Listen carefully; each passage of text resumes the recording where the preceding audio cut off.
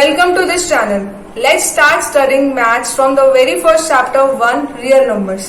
So what is real number? Real number जो है वो कलेक्शन से बना होता है रैशनल और इरेशनल नंबर्स के कलेक्शंस को हम बोल देते हैं रियल नंबर्स.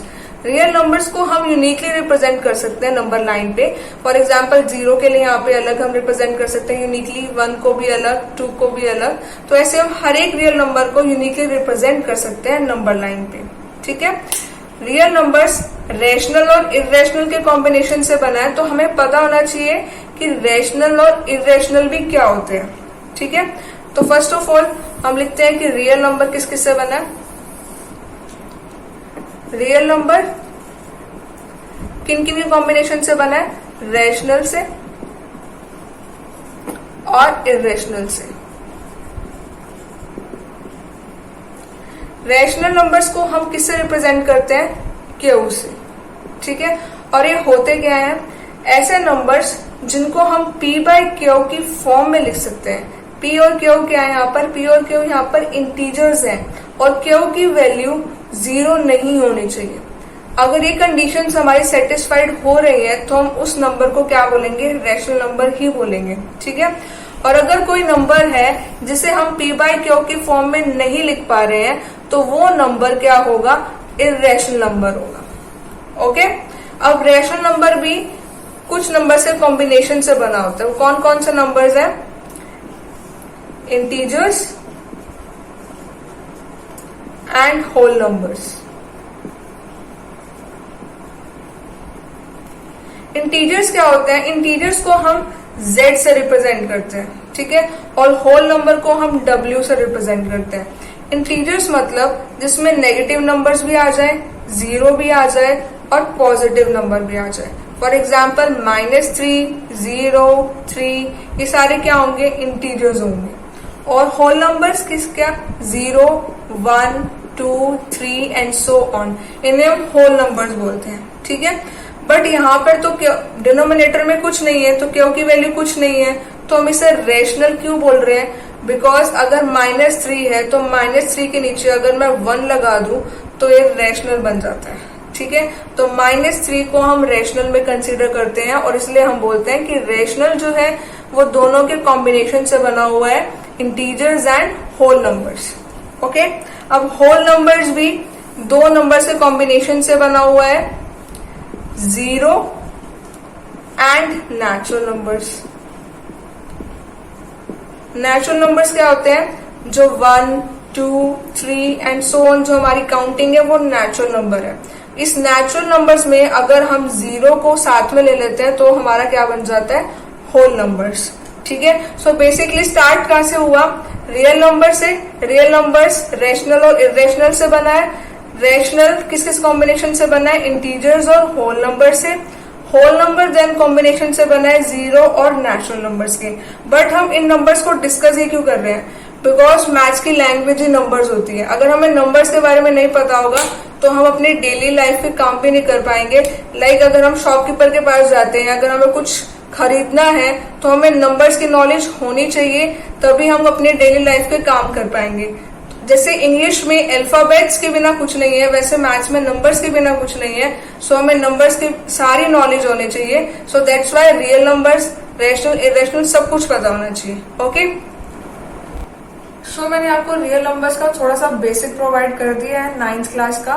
अब आपको पता चल गया है कि रियल नंबर्स रैशनल और इरेशनल नंबर्स के कलेक्शन से मिलकर बना है. ठीक है. चैप्टर 1 का नेम रियल नंबर्स था, तो रियल नंबर्स के बारे में इंफॉर्मेशन होना जरूरी था, इसलिए मैंने आपको ब्रीफ कंक्लूड कर दिया that what is real number. Okay. Now इस चैप्टर में जो आपका मॉडिफाई हुआ है 9th क्लास से वो क्या हुआ है? Euclid division algorithm. ठीक है. यूक्लिड क्या है? एक साइंटिस्ट का नेम है यूक्लिड. ठीक है.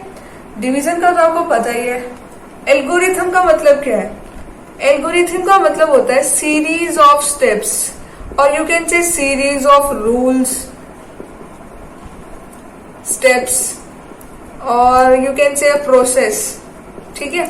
कुछ भी बोल सकते हो आप एल्गोरिथम को. जब हम स्टेप बाय स्टेप किसी चीज को फॉलो करते हैं तो उसे हम एल्गोरिथम बोल देते हैं. फॉर एग्जाम्पल अगर मेरे को टी बनानी है तो मैं उसका पूरा प्रोसेस फॉलो लूंगी. फर्स्ट की मैं केटल लूंगी, then milk, then water, then gas का स्टोव ऑन करूंगी। तो मैं स्टेप बाय स्टेप फॉलो कर रही हूँ। तो स्टेप बाय स्टेप को फॉलो करना ही एल्गोरिथम बोलते हैं। अब मैंने टी का स्टेप फॉलो करे तो वो टी का एल्गोरिथम हुआ। हम यहाँ पर कौन से एल्गोरिथम की बात कर रहे हैं? डिवीजन एल्गोरिथम की, ठीक है। और डिवीजन एल्गोरिथम को हम फॉलो करेंगे, क्यों करेंगे? हमें यूक्लिड डिवीजन एल्गोरिथम की क्या नीड पड़ रही है? यूक्लिड डिवीजन एल्गोरिथम को हम HCF कंप्यूट करने के लिए यूज करते हैं, ठीक है। डिवीजन एल्गोरिथम होता क्या है? Dividend is equal to divisor into quotient plus remainder, ठीक है। ये आपने प्रीवियस क्लासेस में भी पढ़ा होगा कि dividend is equal to divisor into quotient plus remainder, ये होता है, ठीक है। इसमें डिविडेंड किसको बोलते हैं? जैसे फॉर एग्जांपल अगर आपको नहीं समझ में आ रहा तो जैसे अंदर जो हम टर्म लिखते हैं उसे क्या बोलते हैं? डिविडेंड। और जिससे हम डिवाइड करते हैं उसे बोलते हैं डिविजर। जो डिवाइड करने के बाद यहाँ क्वोशिएंट आता है उसे ये रखा हो, और जो बच जाता है रिमाइंडर, वो चाहे 0 बचे या कोई नंबर बचे, उसे हम बोल देते हैं रिमाइंडर, ठीक है। तो ये हमारा डिवीजन का रूल होता है, dividend equal to divisor into quotient plus remainder. और इस रूल को हम यूज करने वाले हैं HCF कंप्यूट करने के लिए, जो कि यूक्लिड डिवीजन एल्गोरिथम है। तो हम स्टेप बाय स्टेप इस रूल को फॉलो करने वाले हैं, ठीक है। अब हमने कहा कि Euclid division algorithm HCF find out करने के लिए यूज होता है। HCF means highest common factor, ठीक है। पर कैसे यूज होता है इसको हम क्वेश्चन से, एग्जाम्पल से समझते हैं। Exercise 1.1 of NCERT, first example, first question 135 and 225, ठीक है। इसमें से जो बड़ा नंबर है वो कौन सा है? 225। हमारा जो डिवीजन एल्गोरिथम क्या है? Dividend equal to divisor into quotient plus remainder. तो जो बड़ा नंबर है उसे डिविडेंड ले लो, 225 इक्वल टू डिविजर। डिविजर क्या है हमारे पास? 135। अब 225 को आप 135 से डिवाइड करो, ठीक है। नहीं हो रहा तो आप साइड में करके देख सकते हो। 225 को 135 से डिवाइड, ठीक है। करोगे क्या आएगा? 135 और यहाँ रिमाइंडर बच गया 90, ठीक है। तो 135 क्वोशिएंट क्या है हमारे पास? 1, तो आप लिखो यहाँ पर 1 प्लस रिमाइंडर क्या बचा है? 90, तो आप लिखो 90, ठीक है। एक स्टेप हो गया। हमें ये स्टेप चलाते रहना है, चलाते रहना है। कब तक? जब तक ये रिमाइंडर 0 ना हो जाए, ठीक है। तो अभी रिमाइंडर 0 नहीं हुआ तो हम इस स्टेप को दोबारा फॉलो करेंगे। पर दोबारा फॉलो कैसे करेंगे? हम तो एक बार इसे डिवाइड कर चुके हैं, बार बार डिवाइड करेंगे तो वही तो आएगा। हमें उसी नंबर को नहीं डिवाइड करना, हमें नंबर चेंज करना है। कैसे? जो डिवीजर है अब हम उसे डिविडेंड लेने वाले हैं, ठीक है। और जो रिमाइंडर है वो डिविडेंड के प्लेस पे आ जाएगा, ठीक है। मतलब जो नेक्स्ट स्टेप में क्या होगा? जो डिविडेंड है वो जो डिवीजर है वो डिविडेंड बन जाएगा और जो रिमाइंडर है वो डिवीजर बन जाएगा, ठीक है। पहले हमारा फर्स्ट स्टेप में जो डिवीजर है वो क्या था? 135, ठीक है। अब जब स्टेप दोबारा रिपीट कराएंगे तो यही डिवीजर जो है वो डिविडेंड बन जाएगा और ये जो रिमाइंडर 90 है ये डिवीजर बन जाएगा, ठीक है। तो हम क्या करने वाले हैं? 135 को इधर लिखने वाले हैं। अभी क्या बन चुका है? डिविडेंड। और डिवीजर किससे डिवाइड करें? जो रिमाइंडर बचा है उससे। वो यहाँ पे लिख दो रिमाइंडर 90, ठीक है। अब इस 135 को आप 90 से डिवाइड करो, देखो क्या आएगा। 90 को आप डिवाइड करोगे तो 1 से करना पड़ेगा। रिमाइंडर क्या बचा? 45, ठीक है। तो क्वोशिएंट क्या है हमारा? 1, तो 1 लिखो प्लस रिमाइंडर क्या है? 45। अभी फिर से रिमाइंडर 0 नहीं बचा तो हम फिर से अगेन ये स्टेप करेंगे। इस डिवीजर को बनाओ डिविडेंड, तो यहाँ लिख दो 90। रिमाइंडर क्या था? 45, तो अब इसे यहाँ लिखो अब क्या करो, 90 को 45 से डिवाइड करो। डिवाइड करने की जरूरत भी नहीं है क्योंकि हमें पता है 45 इंटू 2 ही 90 आता है और रिमाइंडर क्या बच गया, 0। ठीक है, तो मैंने क्या कहा था, जब तक रिमाइंडर 0 नहीं आता तब तक हमें स्टेप्स को फॉलो करते रहना है। पर अभी रिमाइंडर 0 आ गया तो अब क्या HCF कैसे करना है, जो जिस स्टेप में रिमाइंडर 0 आता है उस स्टेप में जो डिवीजर होता है वही हमारा HCF होता है। यहाँ पर डिवीजर क्या है, 45, तो हम कह सकते हैं कि हमारा हाईएस्ट कॉमन फैक्टर HCF क्या है, 45। ठीक है, तो ये था हमारा फर्स्ट क्वेश्चन का फर्स्ट पार्ट। पॉज करके आप नोट डाउन कर सकते हो। सेकंड पार्ट करते हैं।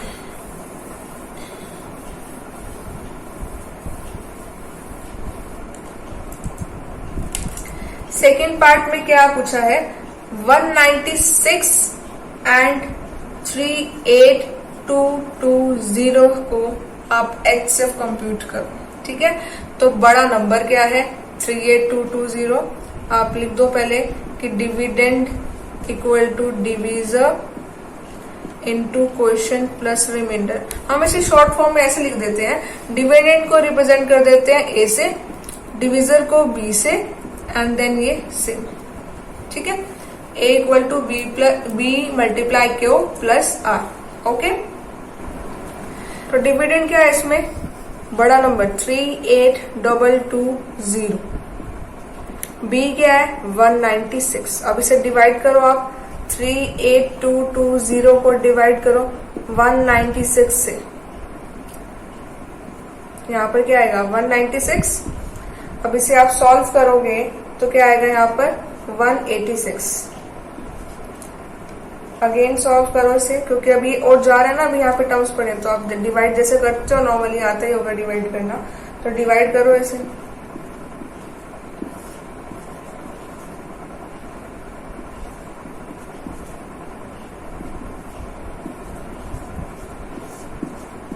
ठीक है, तो ये हमारा डिवाइड करके क्या आ गया क्वेश्चन 195।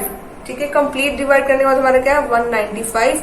तो आप क्वेश्चन लिखो 195 प्लस रिमाइंडर क्या हमारा बचा 0।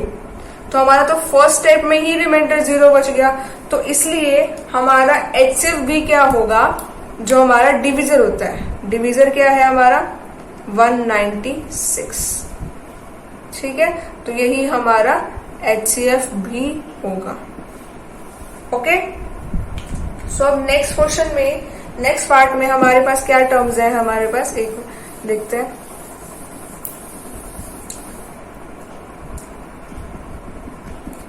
एट 6 7 एंड 255, इन दोनों टर्म्स का हमें HCF कंप्यूट करना है। ठीक है, तो लिख लो आप A equal to B Q plus R। A क्या है यहाँ पर 867, B क्या है 255 इंटू क्वोशिएंट के लिए आपको डिवाइड करना पड़ेगा, तो आप 867 को 255 से डिवाइड करो, क्या आएगा। ठीक है, तो डिवाइड करने के बाद हमारा रिमाइंडर बच गया 102 और क्वोशिएंट क्या है 3, तो प्लस 102। ठीक है, अब ये यहाँ पर लिखो 255 को लिखो यहाँ पर, और 102 हमारा क्या बन गया डिविडेंड, डिवीजर। डिविडेंड ये होता है एंड डिवीजर दिस वन। ठीक है, तो 102 हमारा क्या बना डिवीजर और 255 क्या बना डिविडेंड इनटू क्वोशिएंट। तो अब दोबारा से फिर से डिवाइड करना पड़ेगा, तो आप इसे डिवाइड करो 255 को 102 से, डिवाइड करने के बाद क्या आएगा हमारा, क्या बचा 51। ठीक है, अब फिर से रिमाइंडर बच गया, तो फिर से स्टेप लगाओगे, 102 को बनाओ डिविडेंड और 51 को बनाओ डिवीजर। 51 को 102 से डिवाइड करने के बाद करो डिवाइड, 102 को 51 से डिवाइड करो, क्या आएगा आपके पास यहाँ पर 2 आएगा, 102 कंप्लीटली बन गया और रिमाइंडर 0। तो 51 इंटू 2 प्लस रिमाइंडर क्या 0।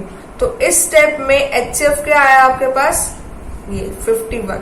सो HCF is 51। Okay, so first question पूरा कंप्लीट हो चुका है। अब सेकेंड क्वेश्चन है, let me right.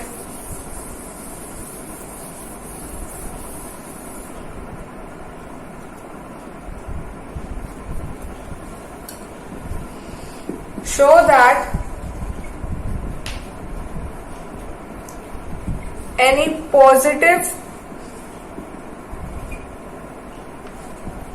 odd integer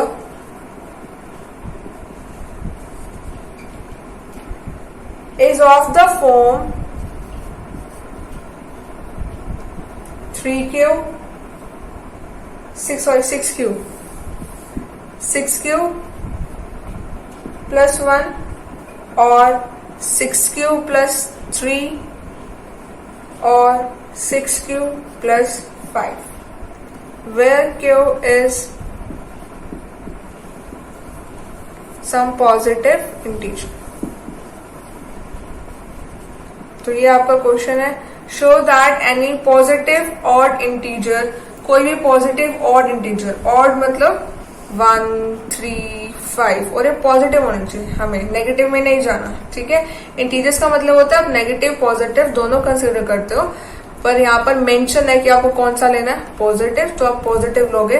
positive odd integer is of the form, आपको बताना है कि कोई भी ऑड इंटीजर हो पॉजिटिव, आप उसको इस 6q plus 1, 6q plus 3 और 6q plus 5 की फॉर्म में दिखा सकते हो, ठीक है। तो ये कैसे करेंगे, हमें यूक्लिड डिवीजन लेमा पढ़ा था, उसमें हमने क्या देखा था, division algorithm, divisor dividend equal to divisor into quotient plus remainder. उसे हमने कैसे लिखा था, a equal to B Q plus R. तो इसी को हम यूज करेंगे, बस हमें इतना चूज करना है कि हमें b को कुछ ना कुछ चूज कर लेना है, ठीक है, सो दैट हम यहाँ पर अपना प्रोसेस स्टार्ट कर पाए। तो हम इसमें b को 6q plus 1 क्योंकि प्रूफ करना है हमें, तो हम इसमें b 6 ले लेते हैं, ठीक है, और लेट कर लेते हैं कि a हमारा कोई पॉजिटिव ऑड इंटीजर नंबर है, ठीक है। तो a हमारा पॉजिटिव ऑड इंटीजर नंबर है और हमने b को लेट कर लिया 6q प्लस रिमाइंडर। अब रिमाइंडर क्या होगा, फर्स्ट क्वेश्चन में हमें डिविडेंड का पता था तो हमने डिवाइड करके देख लिया और रिमाइंडर निकाल लिया, बट इस क्वेश्चन में क्या, रिमाइंडर क्या होगा, क्योंकि हमें डिविडेंड ही नहीं पता, राइट। तो रिमाइंडर की वैल्यू क्या हो सकती है, रिमाइंडर की वैल्यू क्या होगी, 0, या तो 0 होगी या 0 से बड़ी होगी, ठीक है। अब बड़ी कितनी हो सकती है, आपको ये ध्यान होगा कभी भी अगर आप डिवाइड करते हो तो जो डिवीजर होता है उससे बड़ा कभी भी रिमाइंडर नहीं आता। अगर ऐसा होता है तो आप क्वेश्चन रॉन्ग कर रहे हो, ठीक है। फॉर एग्जाम्पल अगर आप किसी क्वेश्चन को 7 से डिवाइड कर रहे हो तो जो रिमाइंडर है वो 7 से ज्यादा तो आ ही नहीं सकता, ना ही 7 आ सकते हैं, ठीक है। तो इसलिए रिमाइंडर जो होगा वो डिवीजर से छोटा होगा। डिवीजर क्या है हमारा 6, ठीक है, तो 6 से छोटा होगा और 0 हो सकता है, 0 से बड़ा हो सकता है और 6 से छोटा होगा, ठीक है। तो हमारी पॉसिबिलिटीज क्या बनी कि या तो रिमाइंडर 0 होगा या रिमाइंडर 1 होगा, और 6q plus 2, 6q plus 3 भी हो सकता है, 6q plus 4 भी हो सकता है एंड 6q plus 5 भी हो सकता है, ठीक है। तो ये हमारे पास सारी पॉसिबिलिटीज हैं जो कि हमारी हो सकती हैं, ठीक है। पर क्योंकि उन्होंने हमें कहा है कि पॉजिटिव ऑड इंटीजर दिखाना है तो हम इन्हें प्रूफ करेंगे कि किस किस से ऑड इंटीजर आ रहा है, किस किस से नहीं आ रहा, ठीक है।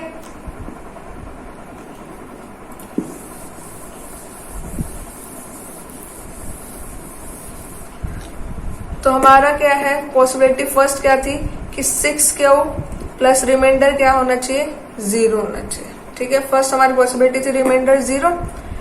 तो अब हम देखो 6 को कैसे लिख सकते हैं, 2 मल्टीप्लाई 3q, ऐसे लिख सकते हैं। ठीक है, इस 3q को मैं कोई कांस्टेंट मान लेती हूँ, कांस्टेंट k1 मान लेती हूँ।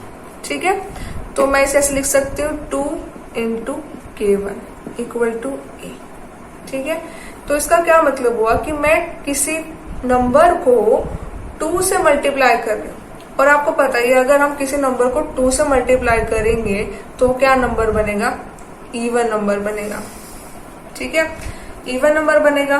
पर हमें क्वेश्चन में क्या कहा था कि आपको ऑड पॉजिटिव इंटीजर प्रूफ करना है। हम a को क्या लेके चले थे, ऑड नंबर, पर यहाँ से तो नंबर आ रहा है इवन, तो इसका मतलब a equal to 6q plus 0 वाली जो पॉसिबिलिटी है वो पॉसिबल नहीं है। ठीक है, यहाँ से प्रूफ होता है 2 into k1 is even, so this possibility will not work.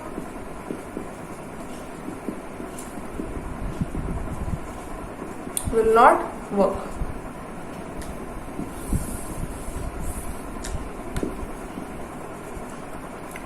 ठीक है, उसके बाद हमारी नेक्स्ट पॉसिबिलिटी क्या थी, a equal to 6q plus 1। ठीक है, अब 6q को हम कैसे लिख सकते हैं, 2 मल्टीप्लाई 3q प्लस 1। ठीक है, इस 3q को हमने क्या माना था, कांस्टेंट k1, तो k1 मल्टीप्लाई 2 प्लस 1। अब देखो ये तो बन गया इवन नंबर, क्योंकि हमने किसी नंबर को 2 से मल्टीप्लाई किया, तो वो नंबर कैसे बनेगा, इवन नंबर बनेगा। और इवन नंबर में हमने 1 ऐड कर दिया। कभी भी इवन नंबर में आप 1 ऐड करोगे तो नंबर क्या मिलेगा आपको, ऑड नंबर। सो इसका मतलब ये पॉसिबिलिटी वर्क कर गई, दिस पॉसिबिलिटी वर्क्स। ठीक है, ये हमने प्रूफ करके दिखा दिया है कि a equal to 6q plus 1 एकदम करेक्ट पॉसिबिलिटी है, और हम किसी भी ऑड पॉजिटिव इंटीजर को 6q प्लस 1 की फॉर्म में लिख सकते हैं। ठीक है, तो अब नेक्स्ट पॉसिबिलिटी देखो, नेक्स्ट पॉसिबिलिटी क्या थी हमारे पास, a equal to 6q plus 2। ठीक है, 6q को हम कैसे लिख सकते हैं, 2 मल्टीप्लाई 3q प्लस 2 को भी तो हम ऐसे लिख सकते हैं ना, 2 मल्टीप्लाई 1, 2 ही आएगा। ठीक है, अब ये एक टर्म है और ये एक टर्म है, इन दोनों टर्म के पास 2 है तो आप 2 कॉमन ले लो, अंदर क्या बचेगा, इस टर्म के पास 3q प्लस इस टर्म के पास क्या बचा 1, तो 1। ठीक है, अब ये पूरा फैक्टर को हम मान लेते हैं कोई भी कांस्टेंट k2 मान लेते हैं।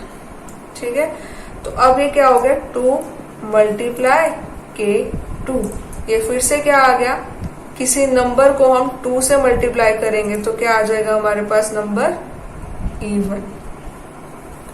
तो हमने a को क्या मान के चले थे, ऑड, बट नंबर तो आ गया even, so this possibility will not work, ये पॉसिबिलिटी नहीं है करेक्ट। ठीक है, अब नेक्स्ट पे आते हैं हम।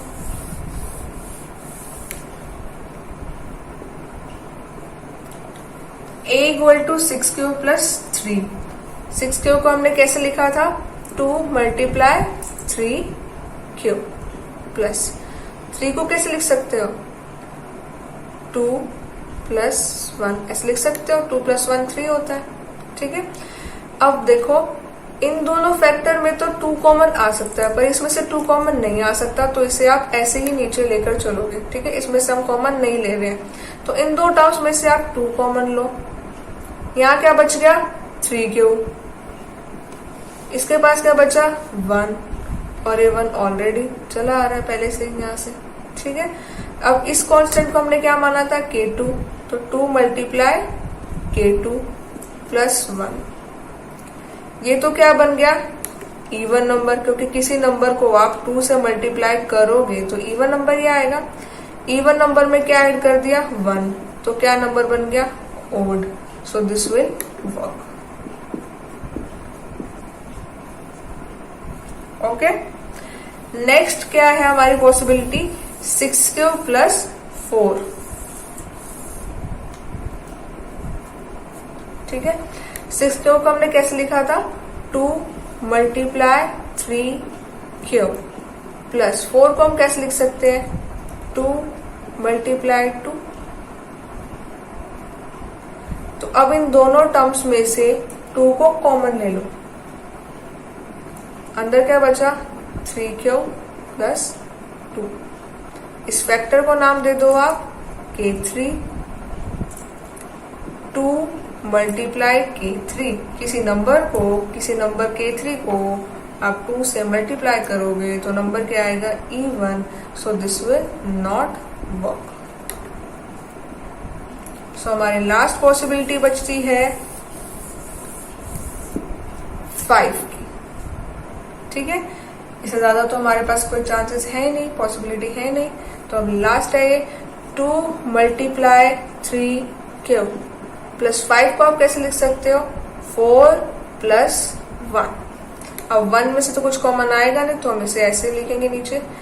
इन दोनों के पास 2 है तो 2 कॉमन निकाल लेते हैं।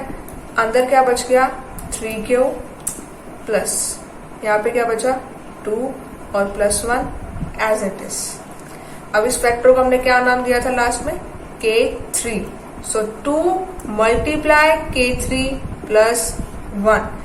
ये इवन नंबर, इवन में 1 ऐड करोगे तो क्या आएगा odd number, so this will work. So हमारी कौन कौन सी पॉसिबिलिटी आई है ओड नंबर के लिए करेक्ट, हमने किस किस को ओड नंबर प्रूव कर दिया है, आप पीछे जाके चेक भी कर सकते हो। 6q प्लस 0 के लिए हमारा नहीं आया, 6q प्लस 1 के लिए आया, 6q प्लस 2 के लिए अगेन नहीं आया, 6q प्लस 3 के लिए आया है, 6q प्लस 4 के लिए नहीं आया, 6q प्लस 5 के लिए आया है। यही हुआ है। तो अब देखो किस किस के लिए आया है, 1 के लिए, 3 के लिए एंड 5 के लिए। और यही हमें क्वेश्चन में प्रूफ करना था कि आप प्रूफ करो कि ये जो ऑड पॉजिटिव इंटीजर है हम इसको इन तीनों की फॉर्म में ही रिप्रेजेंट कर सकते हैं। Okay, so thank you, like it, share it and subscribe it. Next questions 3rd, 4th और 5th 1.1 exercise we'll see in next video. Thank you.